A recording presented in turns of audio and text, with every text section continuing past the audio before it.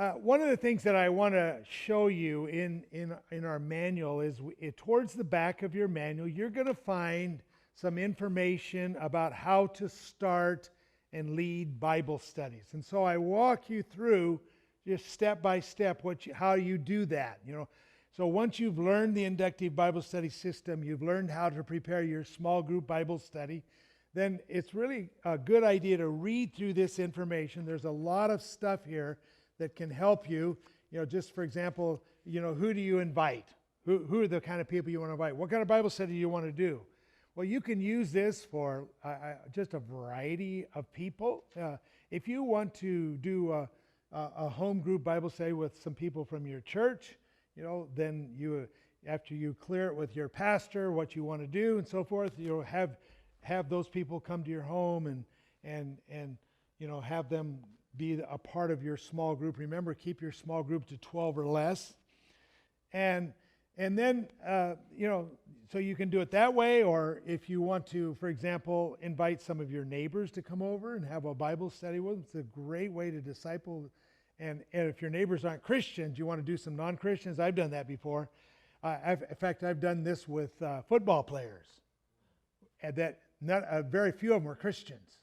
And sometimes I'd have 50 of them in my living room.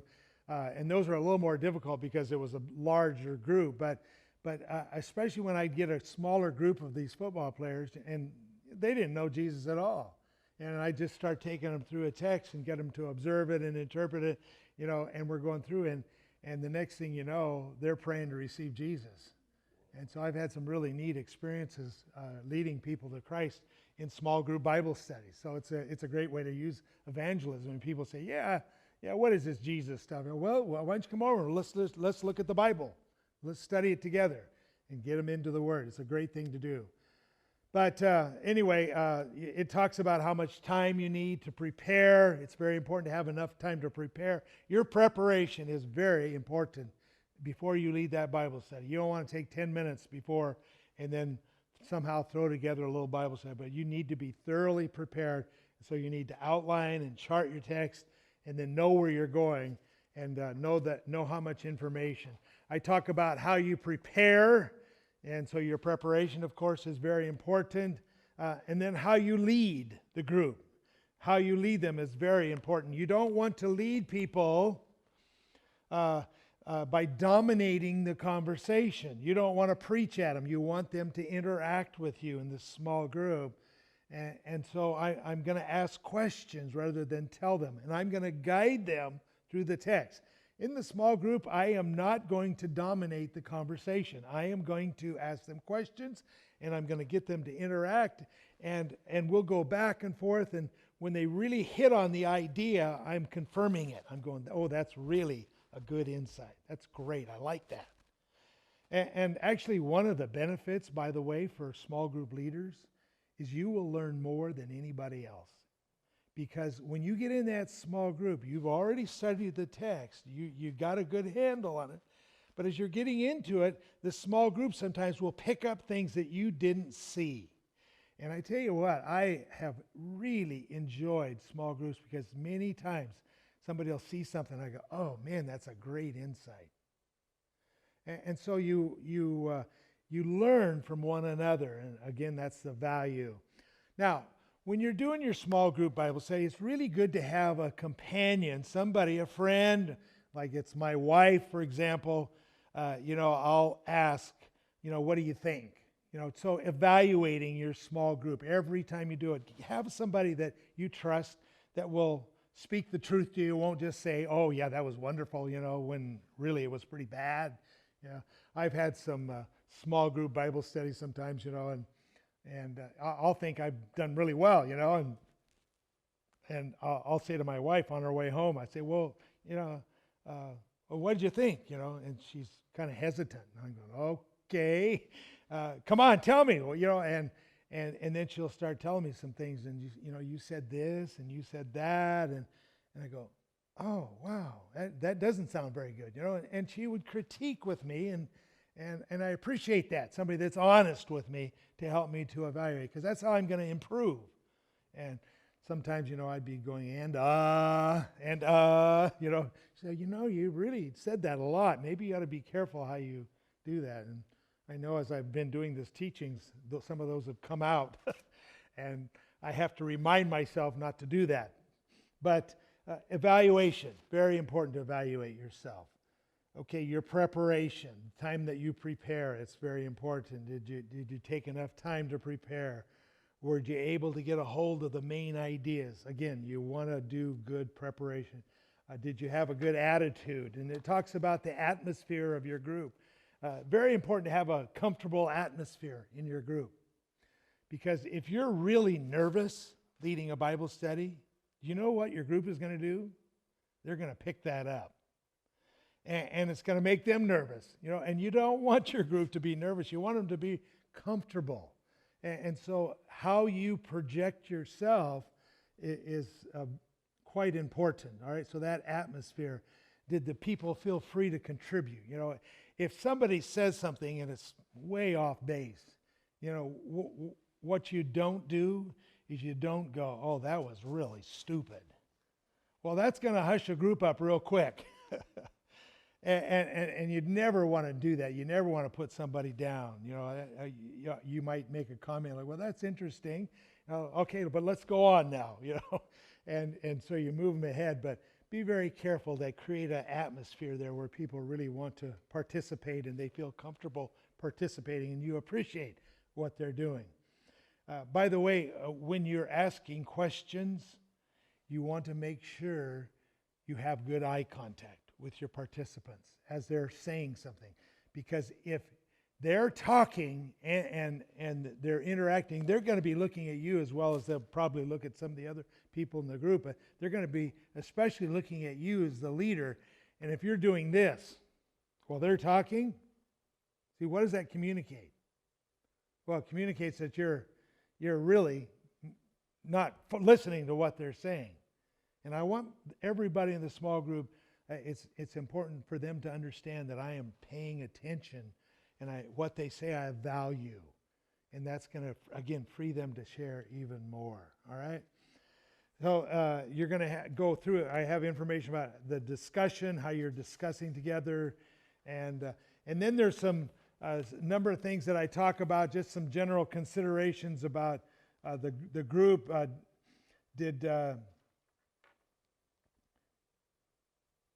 Did you expect the text to answer the questions that will come up rather than the leader? And so one of the things I will do is I constantly point back to the text rather than the leader answering every question. And even when people will ask a question, sometimes they'll come back, I'll ask a question and they'll come back and ask a question. Instead of answering it myself, I'll refer to the group. Well, what do you guys think about it?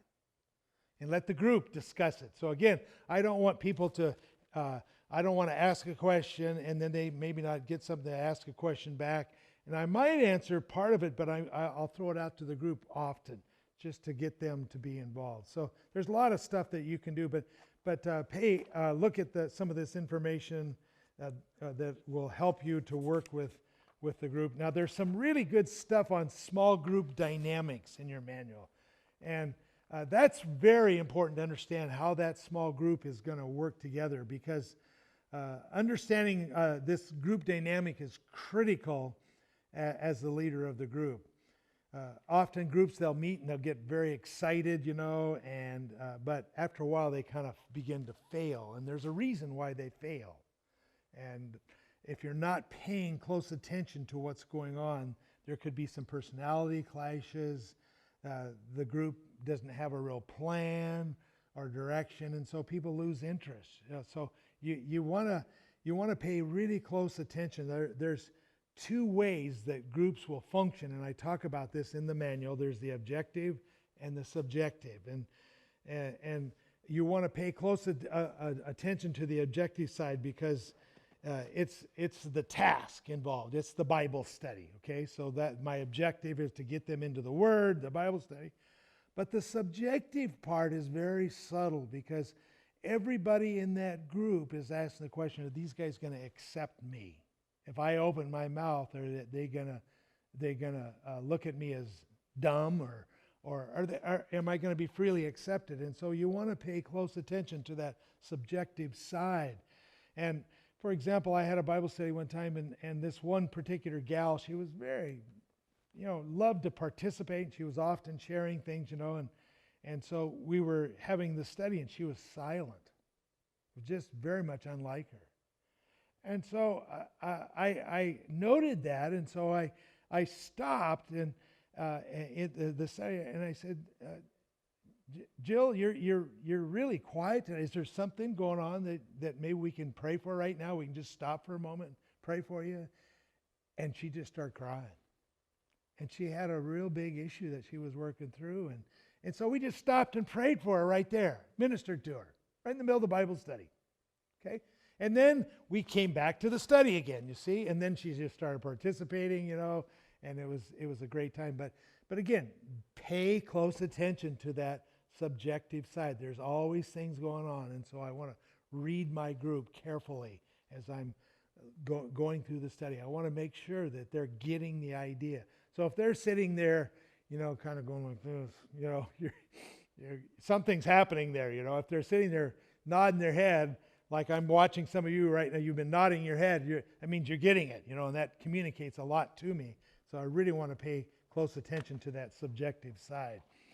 All right. There's also some interesting information in the manual about patterns for interaction. And I hope you'll take time to do that, because you're going to have certain types of people in every group. You're going to have people that want to talk too much. You're going to have other people that are going to be very shy, won't say a word. You got other people that are sitting there observing, just looking, but they're not participating. You got other people that are the comics. They're just, they're funny and they're always making jokes and stuff. Then you got the sidetracker, the person that wants to take you away out of the study and get off into something else, and you never get back to the text. You've got a person sometimes will become argumentative in the study. And then you have the person that has that hidden agenda, and there's obviously something else on their mind. But you're going to have these different things because you're going to have different types of people in your group. So you want to be aware of that. So if you've got the person that's over talkative, sometimes after a while I realize that, they're trying to answer every question instead of giving time for other people. So what I will do is I will pull them aside, like if we've gone through a study and man, they've just dominated the study. Often in the middle of that study, what I'll do is say, okay, hey, hold it. Somebody else. Mary, what do you think about this? So I'll take it away from them. But if they continue to be a problem, I'm going to pull them aside and I'm going to talk to them. And I say, listen, I really appreciate your insights. You really got a lot of good insights, and I appreciate you sharing. But one of the things we're trying to do is get other people involved. And do you notice how other people really aren't talking so much? And I want you to really help me to get this group and draw them out. So when I ask a question, don't answer it right away, all right? I want you to interact, but just give time for other people to talk. And you see, then I'm not putting them down, but at the same time, I'm helping them to work with me to get the group involved. So you can work with people that are over talkative. And like I said, sometimes I'll stop them and say, hey, hang on a second. Mary, what do you think? Or John, tell me what you're thinking. And so they'll start picking up the idea. If you got a shy person, I always have them in your group where they just won't say a word. Well, sometimes I'll just ask them a direct question, and I'm not going to make it so complicated that they're going to feel bad if they don't answer. But I'm going to get them involved. I'm going to draw them into the study, and so ask them directly sometimes, and that'll help. The observer, when he's sitting there, again, I want to draw him into the study. Don't let him just sit there and observe and not participate in the group. So again, your job is to guide them. If you've got a real funny person, they're great to have in a group, but if they get out of control, you have to deal with them. So these are just different people, like the sidetracker. If they're constantly taking you out, just say, well, that's an interesting point, but we'll talk about it later, or let's talk after the study about that particular thing. But let's stay in the text, because we really want to learn from the text. And so I'll draw them back that way. If they're argumentative, I'll just say, let's hold on that right now. and I might have to pull them aside and talk to them. We really don't want to argue, or we want to discuss. You may not agree, but we don't have to agree with everything, but we really don't want to argue in this Bible study. So again, pay close attention. Just a lot of information about how to deal with these small groups, and so hopefully you'll read this information and that's in the back of the book. It's there to help you as you lead the Bible study. But the small groups are wonderful times of getting together and sharing together and learning together. And I hope that you will be involved in small group Bible studies. Okay?